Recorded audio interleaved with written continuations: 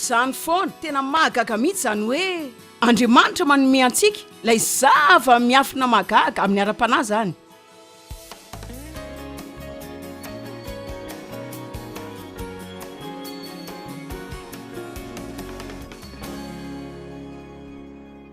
Ny teny tena manana hery mamorona mihitsy. Tamin'Andriamanitra namorona ilay antsointsika hoe tontolo, ny teny zavatra izy, fa izy tsy ny saina fotsiny. Hoy izy hoe aoka isy mazava, fa efa nambara ny teny meloa izay zavatra tiany hitranga.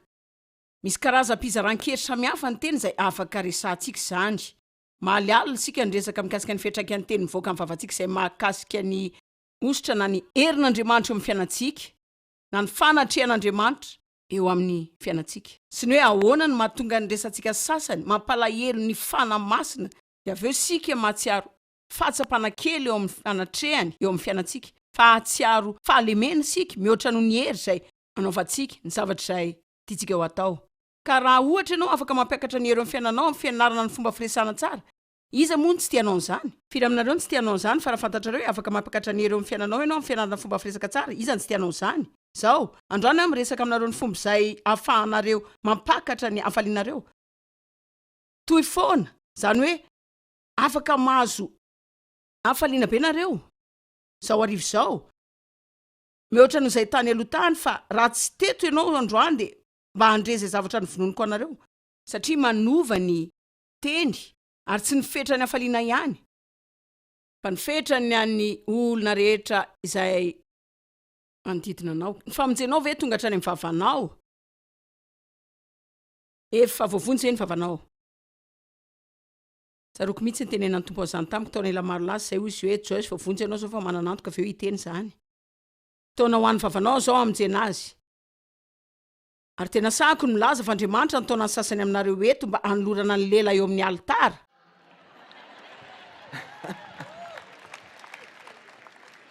Ary fanapahan-kevitra raisitsika zany. Tsy afaka mameno lela ianao raha tsy ampian'Andriamanitra, fa tsy izy manao ny zavatra rehetra ho anao. Ary tsy hanao ninina izany koa ianao raha tsy mahalala ny mahasarobidy ny herin'ny teny. Ny teny dia fitoeran-kely ary mitahiry izy na zany hery famoronana na hery famotehana. Manana vera eto ambony eto ary afaka manisy zavatra izay tiako atao anatiny ao, fa verako zany. Ny vavanao dia anao zany dia afaka ataonao anatiny ao daholo izay tianao atsofoka ao. Za zao manana rano madio amin'ny atsara androany zany. Eto ampitorinteny eto sady mangetahita koa eto fa mety afaka fenoko fotaka zany. Ka mila nanantsika antoka tsara fa manomboka matoky sika ny amin'ny teny izay mivoaka ny vavantsika. Afaka mitaholy sika amin'ny alalan'ny tenitsika, dia afaka manozon'olona ihany koa ny herin'ny fahafatesana sy ny fiainana dia samy hain'ny lehilahy atao. Andao jerena ny Jakoba 1:20. Eny andao jerentsika kely azy zany, raha misy olona manao azy ho mpivavaka tena azoko antoka fa sika zany.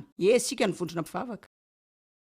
Ireo izay miasa fatratra mijery ny asan'ny fanahiny nefa tsy mameno vavany fa mamitaka ny fony, dia zava-poana ny fivavahan'izany olona izany, foana ary tsy misy dikany. Ndao lazaina hoe wow. Mba hainareo ve fa misy mazava ho azy olona izay mahatakatra izany dia manao izay anazara tena amin'ny fifezana ny vavany, fa marina mpahitsiana matetika ny olony fomba mpivavahana, indrindra moa izy fa ilay mirona amin'ny fomba mpivavahana manara-dalàna ireny dia mety ho izy ilay mpampiasa ny lela amin'ny ratsy indrindra eto an-tany, satria izy mahita ny tena ny tena mpivavaka be ka tonga dia manambany tanteraka ny olon-kafa mihitsy izy dia manana tsikera sy fitsarana amin'izay zavatra rehetra ataon'ny olona izy. Ary ny Baiboly moa dia tena manambary zany ny apôstôly Jakoba dia nanao izany mazava tsara. Raha manaonao mpivavaka ianao, raha mihevitra ianao fa hoe ara-panahy na hoe matotra ara-panahy kanefa tsy mba hainao ny mameno lelanao dia mamita teny ianao, ary ny fivavahanao dia foana sy tsinotsinona. Za aloha tsy mihevitra hoe misy fahasamihafana amin'Andriamanitra ny isan'ny olona ao am-piangonana na ny ao anaty tranontsika na mihirahira fiderana tsara sika rehefa avy mivoaka eto dia manozona olona amin'io vavy io ihany, dia ilay vao avy niterana an'Andriamanitra teo zany. Ary milaza aminareo tsy haiko aloha ny aminareo fa raha ny amiko de faly am toeran'izany amin'ity herinandro ity satria mila fampatsehivana foana amin'izany sehatra zany. Firy aminareo no mety ilaza zany mihoatra ny amin'ny sehatra hafa amin'ny fiainanareo fa mampidi-doza anao ny vavanao. Ainao hoe nahoana efa mazava fa tian'Andriamanitra iainy kokoa sika no mitendra zany de nataony vavaroa de sofina ray. Fa raha mbola sofina roa sy vavaray sika de zany ndika fa mila miainy kokoa sika mihoatra noho ny tenenana. Aza maika iteny, miaino aingana de aza mora tezitra. Ahoana ary no afahako manome anareo fomba ampiakarana ny fifalianareo hatrany. Dao jerena ny Petera 2:7-10. Niza maniry ankafi fiainana ianao ve zany? Firy aminareo maniry ankafi fiainana? Za tena te ankafi ny fiainako. Tombotsora ihany no tena raisiko amin'izany. Alazaiko anareo araky ny mantitra anao. Ny voamaika aresy lahatra anao fa mila mankafi ny fotoana anananao rehetra sisy ianao. Fa matetika ianao rehefa mbola eo amin'ny 20 taona eo de mihevitra fa mbola manana ny fotoana rehetra olanina. Fa tsy hitahita kory zany fotoana zany. Ary rehefa niaina betsaka ny fiainako mihoatra noho izay ananako, rehefa nomaniko no saiko fa za de ankafi ny androm-piainako sisa. Ka tena nandany fotoana maro raha ny taona maro lasa zay. Nijery ilay mpangalatra fifaliana tamin'ny fiainako. Satria izany mihitsy ny fananaon'ny devoly. Ny mpangalatra tsy avy, raha tsy hangalatra tsy hamono ary andringana. Izay ihany ny tanjony, ny ampahatra anao.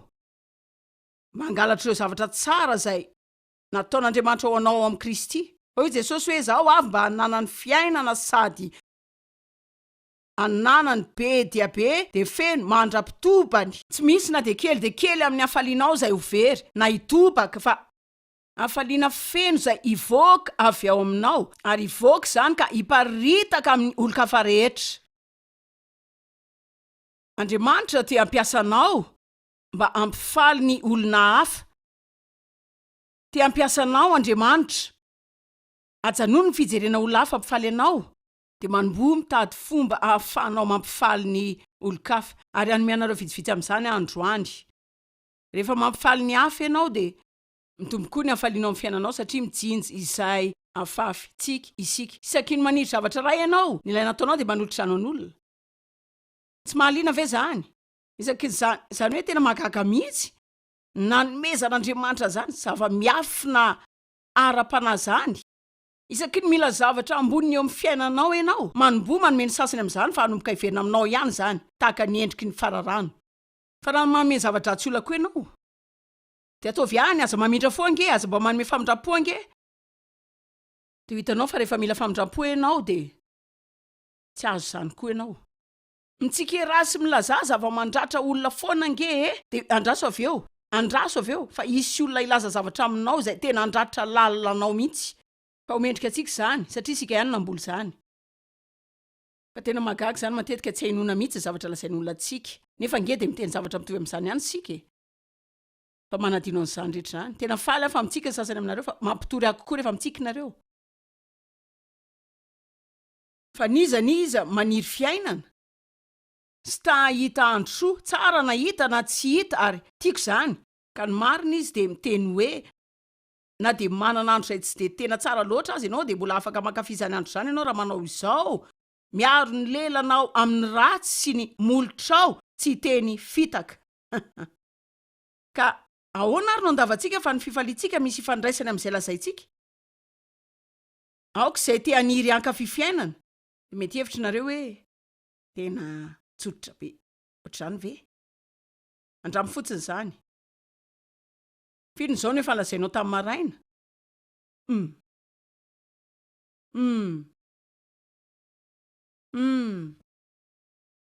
Hitanareo ny ankamaroantsika nge tsy misainy zany efa mifofotsiny de manoka bava de mandritry ny andro. Teny anarivo ny maro, ny ankamaroany tsy ilaina akory. Resaka mahakamo, teny mahakamo. Ary ny Baiboly de miteny amintsika fa ny teny maro tsy ilozanota. Za ty miteny, ary tena be resaka.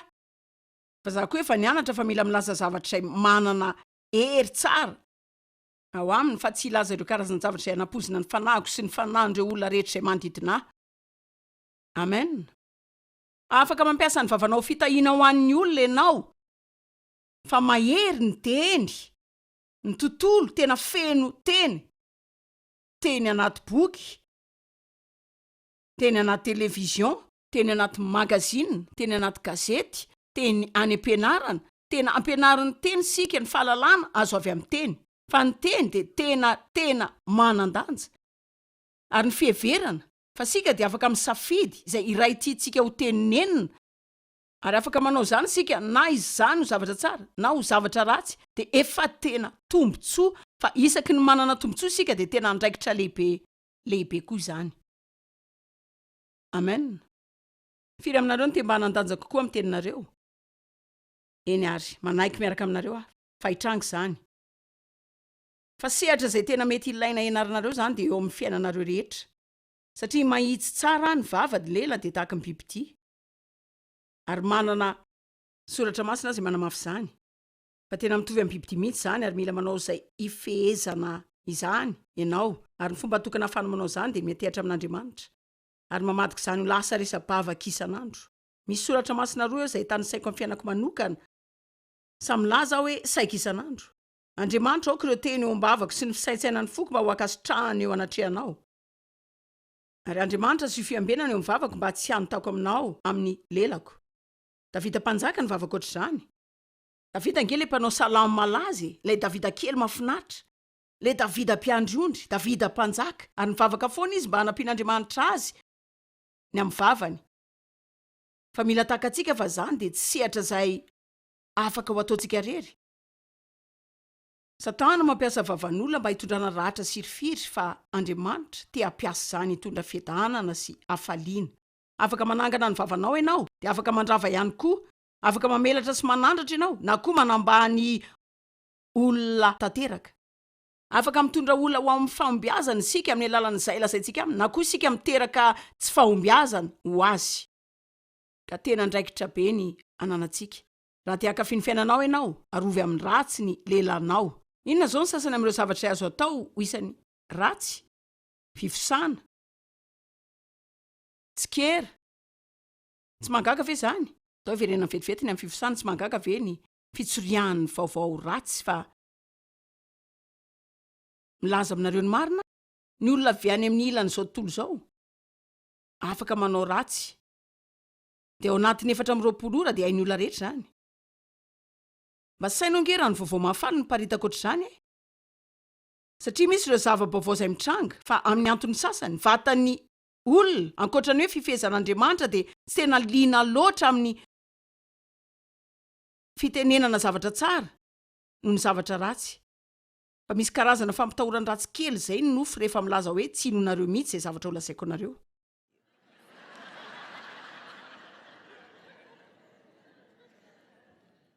Fifosana, tsikera.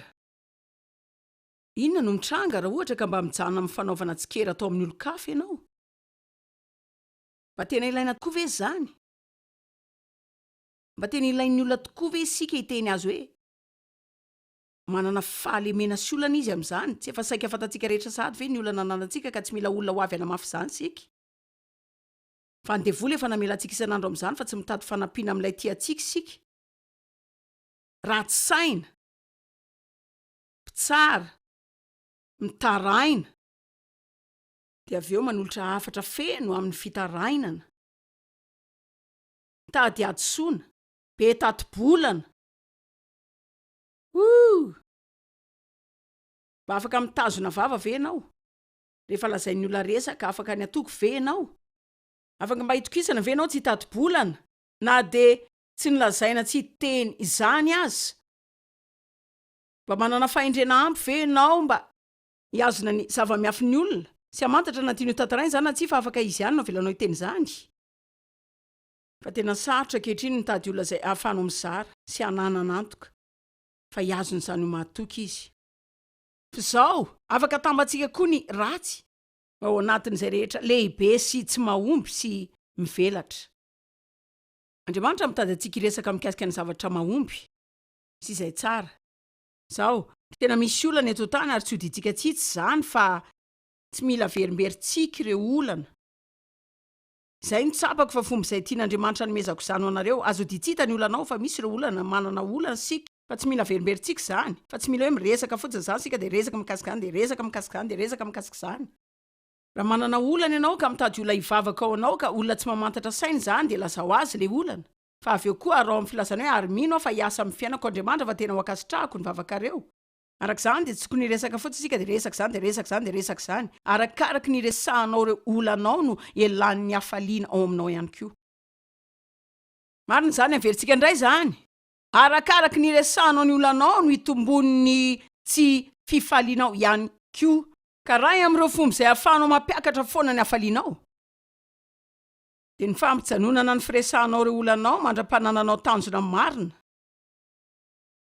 Na ianao tena ilanao zany marina, misy fotoana ilana isokavantsika. De mila miresaka amin'ny olona sika.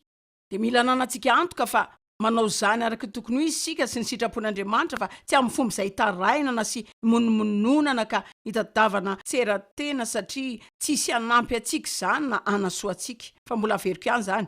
Arakaraky ny iresahantsika ny olantsika no ampienantsika ny hafaliantsika ihany koa. Ary ihany koa mba tsy hisaina ny olana an-trano fa efa noadinokoro zareo de mijery tele. Teny manokana ho anareo. Arakaraky ny iresanareo ny olanareo.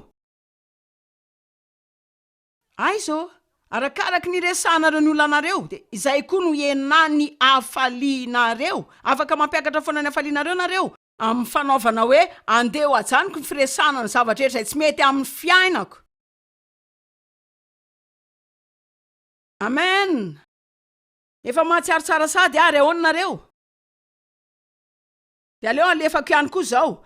Arakaraky ny tsy de iresahanareo ny olanareo no akely ny olana nananareo. Reto ny tena tombony amin'izany. Rehefa kely ny firesahanareo reo olanareo de kely koa ny olana izay ho azonareo. Ary na de manana izany azy nareo de tsy ho ary fantatrareo daholo zany. Fa tsy ho tafiditra ao an-tsainao ao daholo zany. Vavaka ho an'izany ianao de mitoy amin'ny raharanao ihany. Mankafy ny fiainanao de Andriamanitra miasa ao an'izany. Aza manana inona fa amin'ny zavatra rehetra de aoka ny fivavahana mba misaorana ary fonana no entinareo manambara ny fangatanareo amin'Andriamanitra de ilay fihedanana izay mihoatra ny fahalalana no hiazona ny fonareo sasainareo amin'ny Kristy Jesosy amin'ny fiainana mandrakizay. Mivavaha de milaza. Fa tsy hoe mivavaka. De aveo milaza zavatra toy ny hoe tsy mba nivavahana mihitsy ihany. Ianao ve milaza hoe mivavaka zao? Sa hoe mivavaka ianao zao de milaza ny mifanohatra amin'izany? Marina izany ve tsy karazana fitaka? Mivavaha de milaza, raha vao manohatra tononkalo de vizaha koa anao.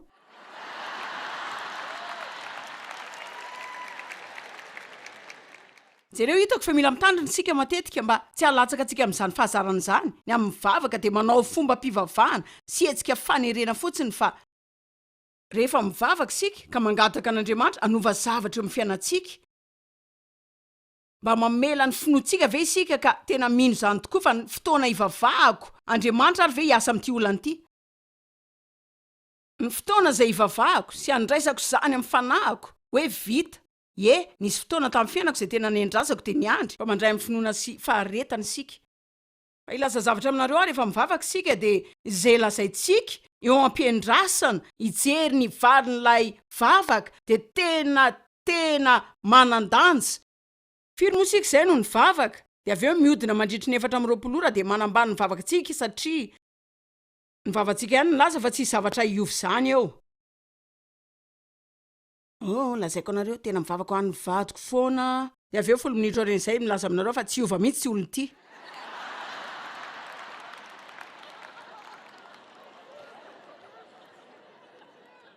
Zaho mivavaka ho an'ny ara-bolako mihitsy de mivavaka amin'Andriamanitra mba hanome hafisan-dratana. Fa milaza aminareo tena tsy haiko akory aho raha mbola ho afaka hividy fiara vaovao. Mivavaha de milaza zavatra izay anamafy ny vavakao. Meo zavatra mba hiasan'Andriamanitra. Fa aza manao vavaka fombafomba fotsiny izany, meo karazana teny famenona finoana hiasany Andriamanitra. Andriamanitra mino fa miasa amin'ny fiainako ianao, fa zavatra ny anarako zany sy efa nampiariko ataona maro efa imbetsaka izay. Taorian'ny vavako de nanao ny tenako ino aho fa miasa Andriamanitra ninona hitako na manao ahoana ny fahatsapana izany. lasa zavatra aminareo amin'ny akapobeny rehefa mahita ny kely indrindra sika tsy mahatsapy zany de zay Andriamanitra tena manao be indrindra enareo ave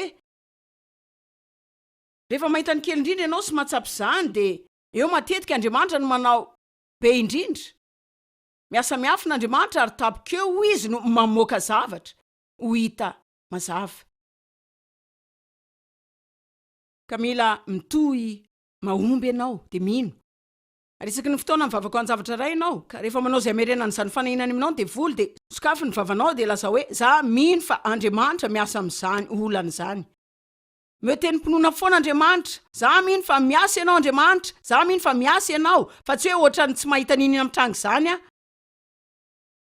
tena tsy haiko na mba mihain'ny vavako Andriamanitra tena tsy haiko satria tsy mahita zavatra am'tranga mihitsy tena tsy haiko mihitsy raha mbola afaka nitoy Andriamanitra ohatrany tsy tsapako zany hoe miasa ianao misy ola matakatra lazaiko ve fa mivavaka sika fa inona ny lazaitsika rehefa avy mivavaka sika lazao miaraka amiko lazao hoe mivavaka aveo inona no lazaiko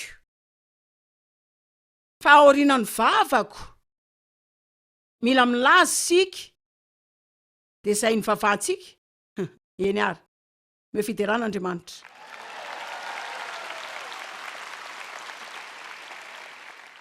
Numery 17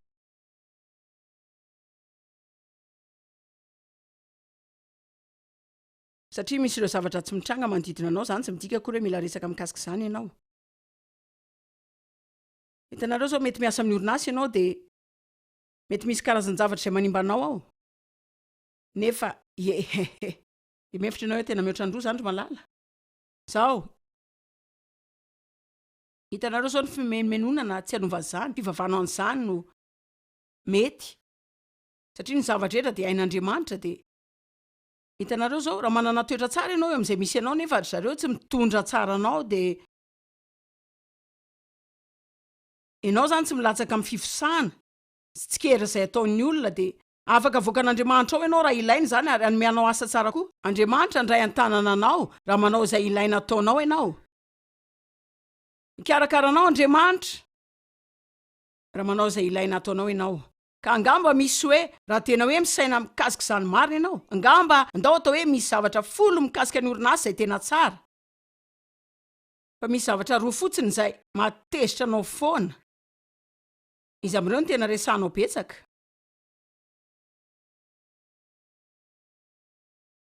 de avelako isaina izany nareo vetivety aloha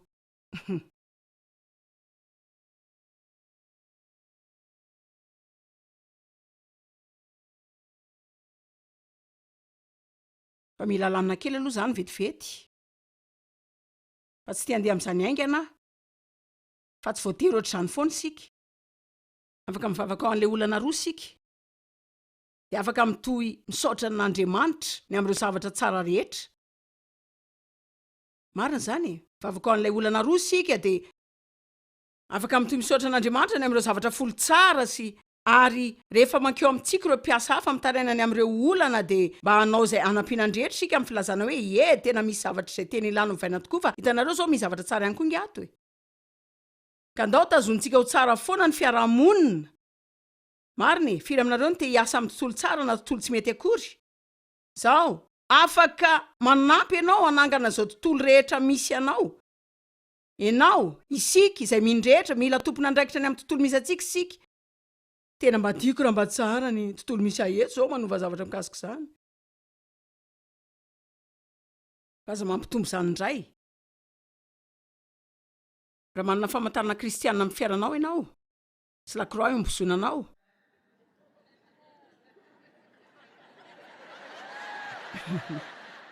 de mipetraka amin'ny sakafo ianao de mifosa tahaka ny olona rehetra fa aza misainana de 2 minitra aza fa tsy mitsara anao izy mila manana vokatra sika fa tsy karazana firavaka famantarana maha kristianina fotsiny ihany mila manomboka miasa amin'ny fomba tian'Andriamanitra esantsika sika satria na de ny tsy mpino izay makafananao anota azy mitsara sy tsikeranao raha manota eo ianao fa mitady atsika hijoro izy sy atanjaka ary ohatra velona eto an-tany izay misy atsika kehitriny sika angeny fahazavanao amin'ny toerana maiziny ary ray am'ireo fomba izay ahafahantsika mandrehatra ny jiro no fanakatonana ny vavantsika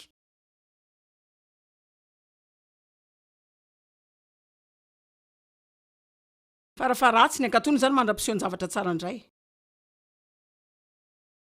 ary hitanareo ny fanamasina raha manomboka mivavaka mikasika izany ianao fanamasina andresy lahatra anao mialohan'ny ahavonina anao